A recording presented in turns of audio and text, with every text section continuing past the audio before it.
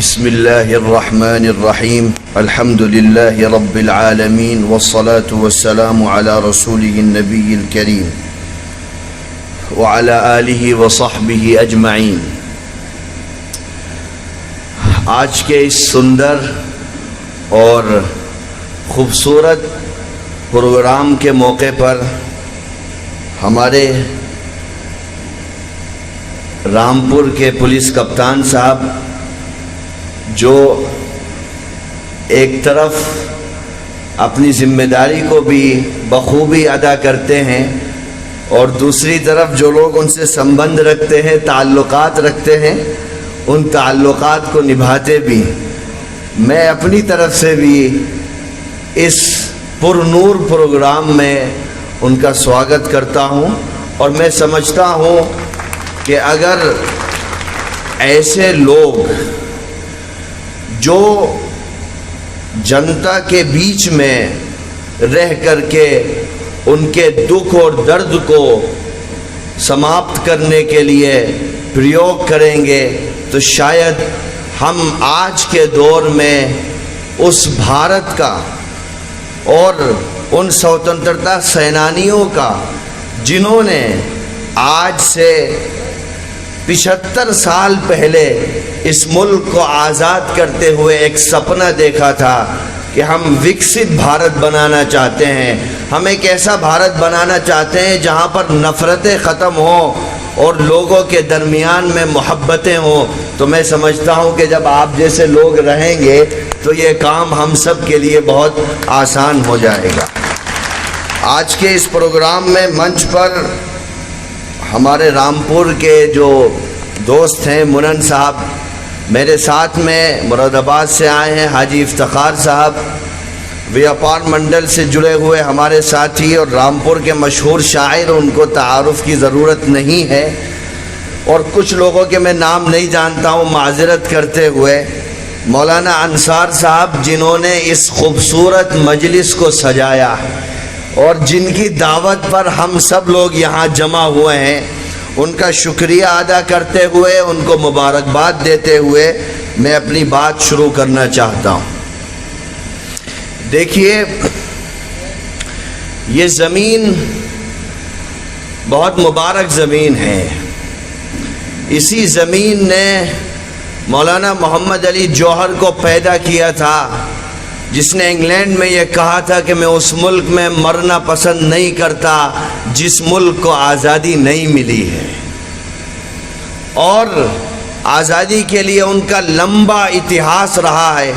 उन्होंने पूरे मुल्क के अंदर अलग अलग राज्यों में जाकर अलग अलग प्लेटफॉर्म से, अलग अलग तरीक़ों से युवाओं के अंदर आज़ादी की आग जगाने का काम किया था, जिसके परिणाम स्वरूप 1947 में भारत आज़ाद हुआ था। जब हम पहला 15 अगस्त मना रहे थे तो दिल्ली चकाचौंध था।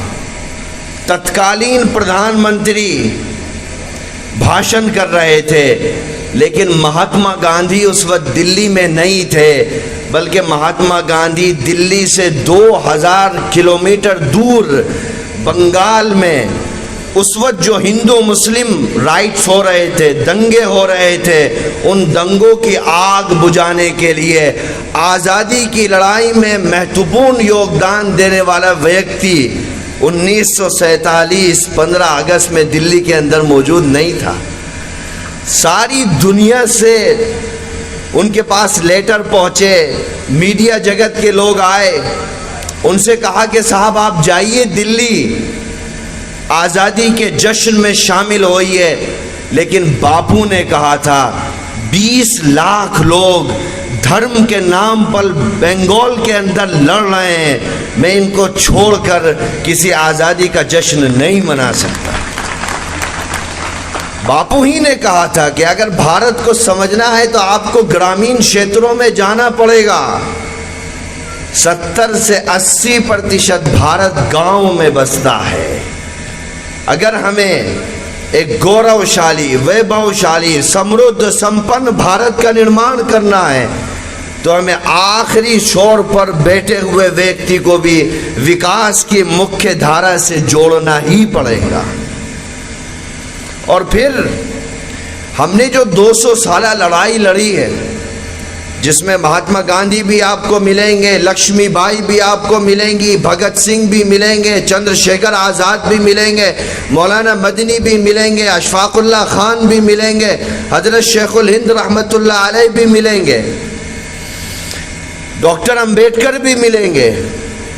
वो 200 साल लड़ाई किसी संविधान को या कॉन्स्टिट्यूशन को बनाने के लिए नहीं लड़ी गई थी, बल्कि वो 200 साल लड़ाई अंग्रेज की जुल्म व बर्बरियत, अत्याचार और अन्याय की जंजीरों से नजात पाने के लिए लड़ी गई।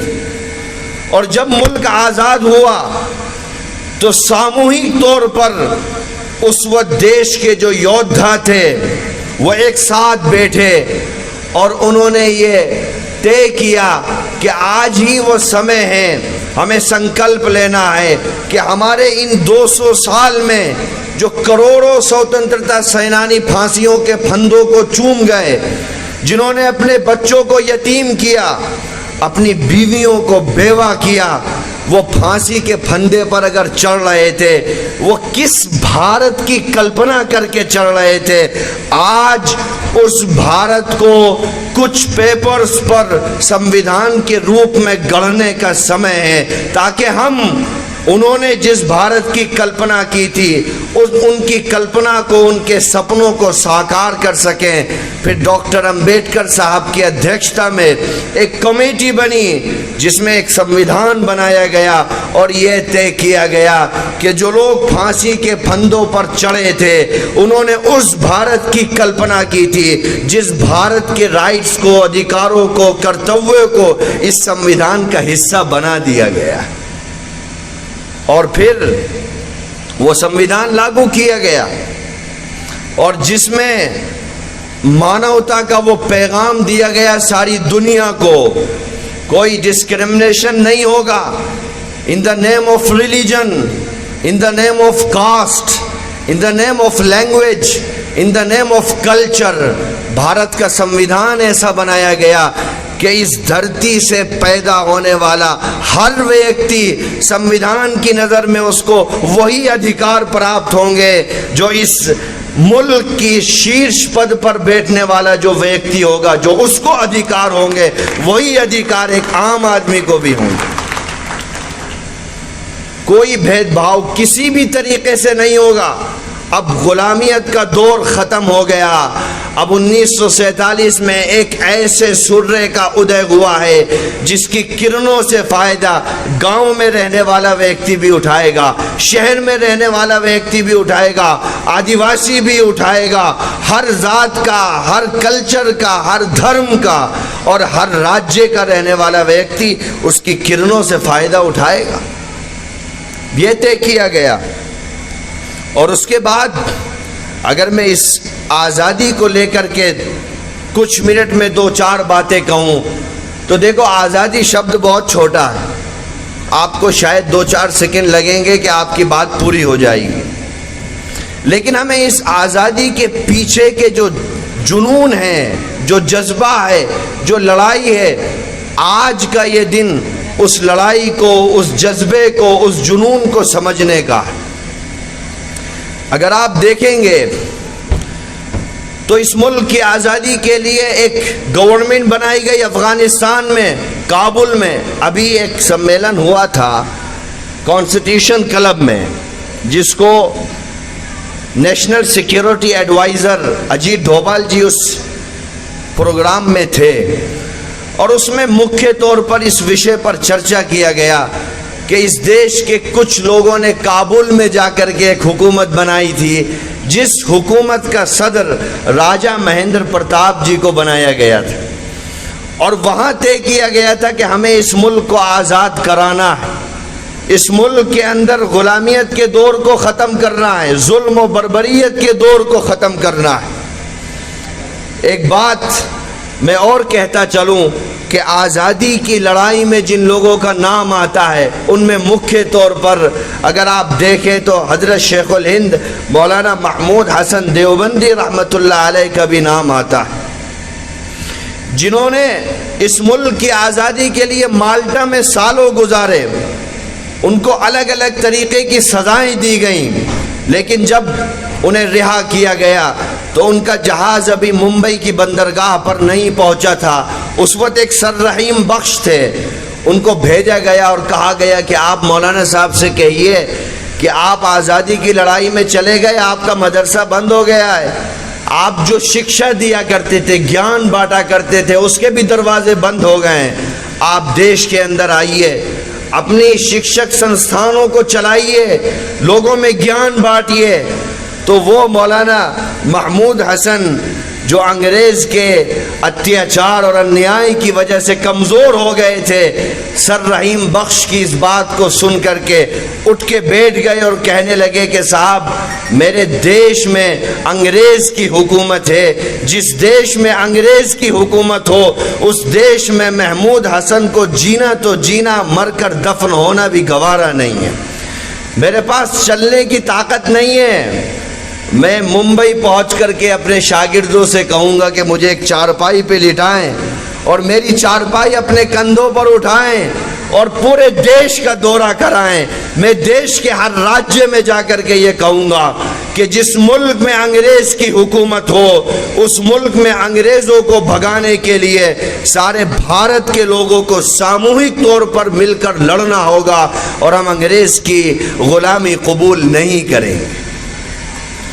उसके बाद चूँकि टाइम समय कम है, मैं थोड़ा और शॉर्ट करता हूँ।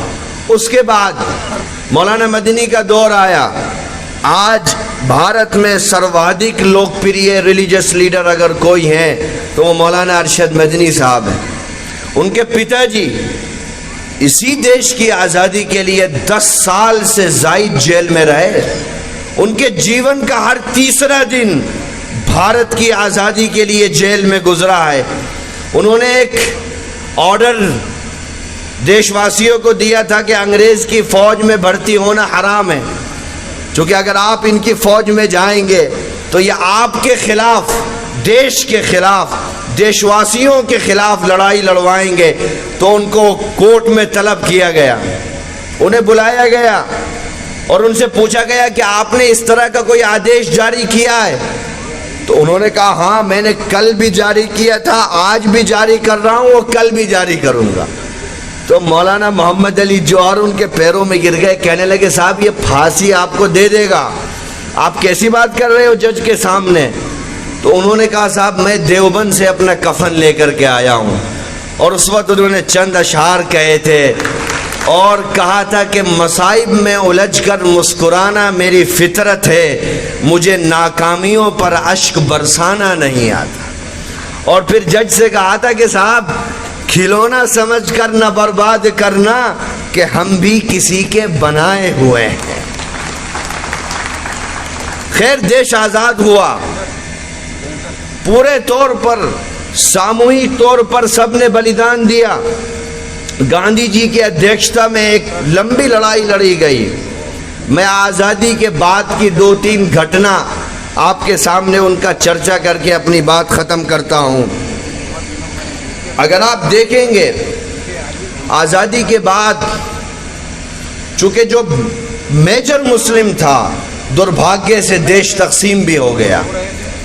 और हम लोग जिस विचारधारा से आते हैं, इस प्रोग्राम की जो ऑर्गेनाइज़र हैं मौलाना अंसार साहब, वो जिस विचारधारा से आते हैं, जहाँ से उन्होंने पढ़ा है, जिस तंजीम से वो जुड़े हुए हैं और हम सब लोग जिस आइडियोलॉजी से जुड़े हुए हैं, उसने भारत के विभाजन का विरोध किया था। जमीयत उलमाए हिंद और दारुल देवबंद ने शुरू दिन से ये कहा था कि हम मुल्क को तकसीम होने के पक्षधर नहीं हैं। और मौलाना मदनी की तो एक किताब भी इस पर है। उन्होंने ये बात कही थी कि कौमें वतन से बनती हैं, कौमें मज़हब से नहीं बनती। हम जब इस देश की मिट्टी से हमने जन्म लिया है तो हम धर्म के नाम पर किसी नए मुल्क की मांग नहीं करते हैं। हमारे बड़े इसी मुल्क में पैदा हुए थे, इसी मुल्क की मिट्टी में दफन हो गए, हम भी यहीं रहेंगे, इसी मुल्क में रहेंगे और मरने के बाद इसी मुल्क की मिट्टी में दफन हो जाएंगे। हमें धर्म के नाम पर किसी और मुल्क की न कल ज़रूरत थी, न आज ज़रूरत है, न कल ज़रूरत होगी इंशाअल्लाह। और मौलाना मदनी ने जो कहा था कि साहब धर्म के नाम पे देश नहीं बनता, एक देश बना था धर्म के नाम पर। 25 साल में एक ही धर्म के लोग डिवाइड हो गए, वो भी 2 मुल्क बन गए। हमारी जो आइडियोलॉजी थी वो आज भी एक मजबूत दीवार की तरह खड़ी हुई है, और हमने ये तय किया था उस वक्त, देश के लोगों ने मिलकर के ये तय किया था कि इस देश में प्यार और मोहब्बत की वो शमा जलाई जाएगी जो राष्ट्रीय पटल पर भारत के तिरंगे को हमेशा ऊंचा रखेगी। और मैं 2 घटनाएं कह के बात ख़त्म करता हूँ। आपने देखा होगा 2013 और 14 में दाइश का नाम बहुत आया था, और गल्फ कंट्रीज में खासकर उसका प्रकोप बहुत था। भारत सरकार के साथ मिलकर के उस वक्त के रिलीजियस लीडर खड़े हुए और उन्होंने कहा कि किसी भी इस तरह के आतंकी संगठन को भारत की धरती पर पलने और फूलने नहीं दिया जाएगा। और 2013 में मुझे मजबूत याद है कि मौलाना अरशद मदनी साहब ने सारे मुल्क के उलमा को देवबंद में जमा किया और सबको ये मैसेज दिया कि आप जाओ, गांवों में जाओ, शहर में जाओ, और भारत के लोगों से ये कहो कि इस तरह की किसी भी संगठन से अपने आप को जोड़ना ये मुल्क से बगावत के मुतरादिफ है। उसका नतीजा ये हुआ, आज मैं गर्व के साथ कह सकता हूँ, अगर आप केरला को छोड़ दें तो भारत में आपको 10-20 भी केसेस नहीं मिलेंगे। और जो मालदीव है, अगर आप कंपेयर करेंगे भारत को, तो मालदीव के लोग ज्यादा उस संगठन से जुड़े थे। हालांकि वो तो छोटा सा है, चंद घंटे में आप पूरा देश घूम लेंगे। और फिर 2014 में तत्कालीन गृह मंत्री को पार्लियामेंट के पटल से ये कहना पड़ा कि अगर भारत के रिलीजियस लीडर आगे ना आते तो हम युवाओं को इतनी मजबूती के साथ इस संगठन से बचाने में कामयाब न हो पाते। और आखिरी घटना कहकर मैं बात खत्म करता हूं। अभी रिसेंट में कश्मीर की घटना हुई। कश्मीर में एक आर्टिकल 370 को हटाया गया। हमारे देश में आर्टिकल 14 भी है, 15 भी है, कॉन्स्टिट्यूशन का हिस्सा है। लेकिन जब उस काम की वजह से कुछ देश ने भारत की इंटरनल पॉलिसी को क्रिटिसाइज करना शुरू किया, तो इस देश में जमीयत उलमाए हिंद वो वाहिद जमात थी जिसने खड़े होकर के कहा कि मेरी सरकार है, मेरी सरकार के साथ विरोध हो सकता है, आपको किसी और देश से ज्ञान बांटने की आवश्यकता नहीं है।